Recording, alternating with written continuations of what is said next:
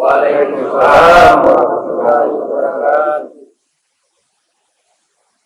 Dari Sayyidina Abu Hurairah kita Rasulullah SAW bersabda, pada hari kiamat akan ada malaikat yang berseru, di manakah orang-orang yang berakal?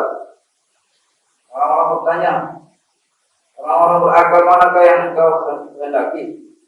Mereka berkata, yaitu orang-orang yang selalu berpikir kepada Allah Subhanahu wa Ta'ala dalam keadaan berdiri, duduk, berbaring, dan merenungkan tentang penciptaan langit dan bumi.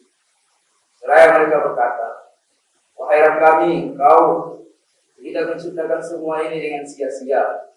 Maha suci Engkau. Maka lindungilah kami dari azab api neraka. Dia memberikan kepada mereka sebuah bendera dan mereka akan mengikuti bendera itu. Mereka berkata kepada mereka, masuklah kalian ke dalam surga untuk selama-lamanya.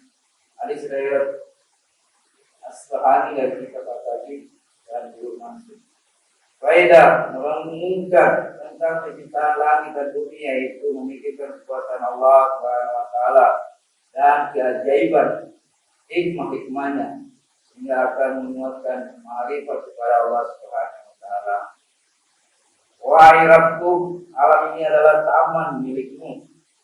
Syekh Muhammad Dunia rahmatullah alaihi meriwayatkan sebuah hadis mursal bahwa suatu ketika baginda Rasulullah SAW menjumpai sekumpulan sahabat radhiyallahu yang sedang duduk merenung. Dia bertanya, ada apa? Apakah yang sedang kalian pikirkan? Jawab mereka, kami sedang memikirkan ciptaan Allah Subhanahu wa Ta'ala. Beliau bersabda, ya, janganlah kalian memikirkan tentang zat Allah Subhanahu wa Ta'ala, tetapi pikirkanlah tentang makhluk ciptaannya. Orang bertanya kepada Sayyidatina Aisyah radhiyallahu anha, ceritakanlah kepada kami amalan baginda Rasulullah SAW yang menakjubkan. Jawab Sayyidatina Aisyah radhiyallahu anha, semua amalan baginda Rasulullah SAW menakjubkan.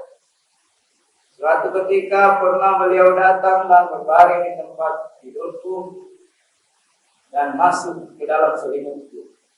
Lalu tiba-tiba beliau bangkit dan bersabda, biarkan aku beribadah kepada Rabbku. Kemudian beliau berwudu dan sholat sambil menangis hingga air matanya mengalir membasahi dadanya yang mulia. Lalu beliau pun rukuk sambil menangis. Kemudian sujud sambil menangis. Beliau bersolat seperti itu sepanjang malam hingga Bilal datang untuk memberitahu datangnya waktu subuh. Aku bertanya kepada beliau, ya Rasulullah, kau telah diampuni, kenapa kau menangis seperti itu? Beliau menjawab, tidakkah sepatutnya aku menjadi hamba yang bersyukur, wahai Aisyah? Bagaimana aku tidak menangis pada hari ini? Allah Subhanahu wa Ta'ala telah menurunkan ayat, inna fi khalqis samawati wal ardi wa ikhtilafil laili wan nahari laayatin liulil albab alladzina yadhkuruna Allaha qiyaman wa qu'udan wa 'ala junubihim wa yatafakkaruna fi khalqis samawati wal ardi Rabbana ma khalaqta hadza batilan subhanaka faqina azabannar. Sesungguhnya dalam penciptaan langit dan bumi dan silih bergantinya siang dan malam terdapat tanda-tanda kebesaran Allah bagi orang-orang yang berakal, yaitu orang-orang yang ingat Allah dalam keadaan berdiri atau duduk atau dalam keadaan berbaring, dan mereka merenungkan tentang penciptaan langit dan bumi seraya berkata, ya Tuhan kami, jadilah Engkau menciptakan ini dengan sia-sia, Maha Suci Engkau, maka peliharalah kami dari siksa neraka. Quran Surah Al-Imran ayat 190 191. Selanjutnya beliau bersabda, sungguh celaka orang yang membaca ayat ini lalu tidak memikirkan dan tidak merenungkannya. Syekh Amir bin Abdul Qais rahimahullah berkata, aku mendengar bukan hanya dari seorang 2 orang atau 3 orang sahabat. Namun aku mendengar dari banyak sahabat bahwa nur iman adalah dalam merenung dan berpikir. Jadi Abu Hurairah radhiyallahu anhu berkata, baginda Rasulullah SAW sabda, seorang yang berbaring di atas atap rumahnya melihat langit dan bintang-bintang lalu berkata, demi Tuhan, aku yakin bahwa kamu, langit dan bintang-bintang pasti ada yang menciptakan. Ya Allah, ampunilah aku. Maka Allah Subhanahu wa taala akan memandangnya dengan rahmat dan mengampuninya. Sayyidina Ibnu Abbas radhiyallahu anhu berkata, merenung sesaat lebih baik daripada ibadah semalam suntuk. Sayyidina Abu Darda dan Sayyidina Anas radhiyallahu anhu juga meriwayatkan hadis serupa. Sayyidina Anas radhiyallahu anhu berkata, merenung sesaat tentang penciptaan langit dan bumi lebih baik daripada beribadah 80 tahun. Orang bertanya kepada Sayyidatina Ummu Darda radhiyallahu anha, apakah ibadah Sayyidina Abu Darda radhiyallahu anhu yang paling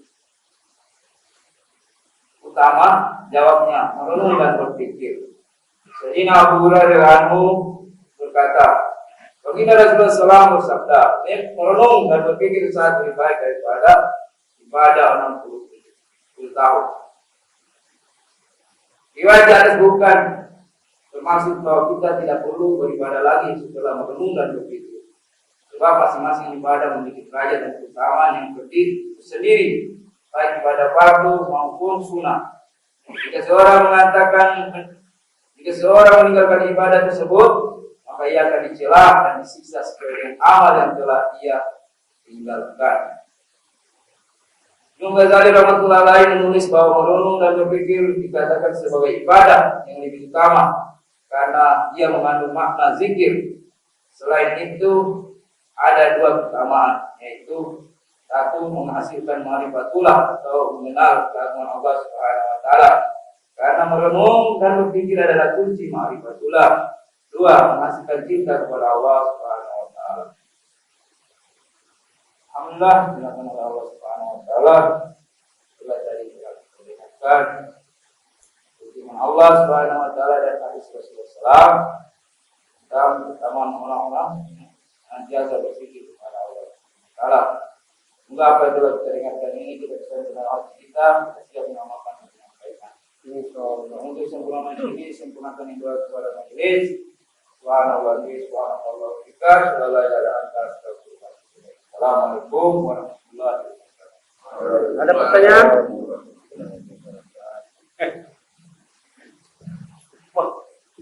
Oke, jadi